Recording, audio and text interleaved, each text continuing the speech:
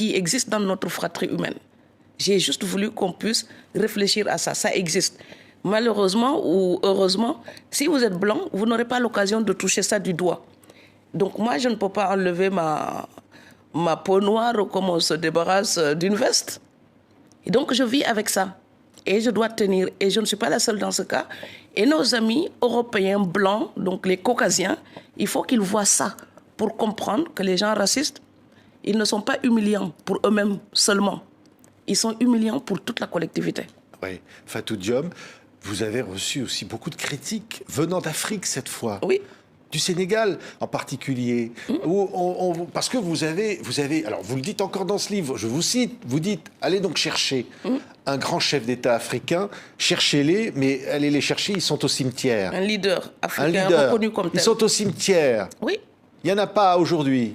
Non, parce que ce que je veux dire par là, il y en a, mais on le reconnaîtra seulement après leur mort. Donc il y en a. C'est que chaque fois qu'il y a un leader africain digne de ce nom, eh bien, il est massacré. Et on va le dénoncer, le dénigrer, le mettre en pièces jusqu'à ce qu'il se décourage ou jusqu'à ce qu'il meure ou jusqu'à ce qu'il soit tué. Et après, une fois qu'il est au cimetière, on dresse des statues et puis on fait des commémorations.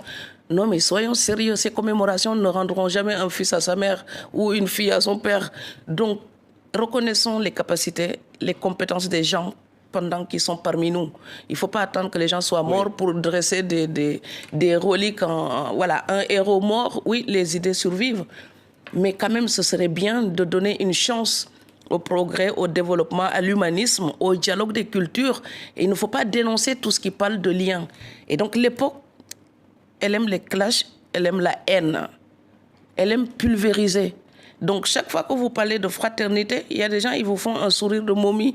Donc c'est comme si ça les désespérait. Oui, mais parce que vous aviez dit, en gros, en résumant, qu'au fond, une partie des problèmes de l'Afrique aujourd'hui viennent des Africains eux-mêmes. Oui. C'est un peu ça que vous aviez dit. Oui, nous avons les séquelles de la colonisation, de l'esclavage. Il y a des noms à donner. Il y avait des séquelles de ça qui continuent, qui font le lit des difficultés actuelles. C'est vrai. Mais alors, il y a des fautes dont nous sommes responsables, nous, en Afrique aussi. Donc, quand il y a quelqu'un qui détourne l'argent de son pays pour s'acheter des hôtels particuliers à Paris, je suis désolée, ce n'est pas un colon qui lui impose. C'est sa cupidité. Et alors, quand on prive son peuple pour se donner une condition qui est digne d'un chef d'État européen, eh bien, on affame les siens, eh bien, on n'est pas plus méritant qu'un colon. Il faut dénoncer aussi cela. Donc, moi, je n'ai pas le regard binaire comme ça.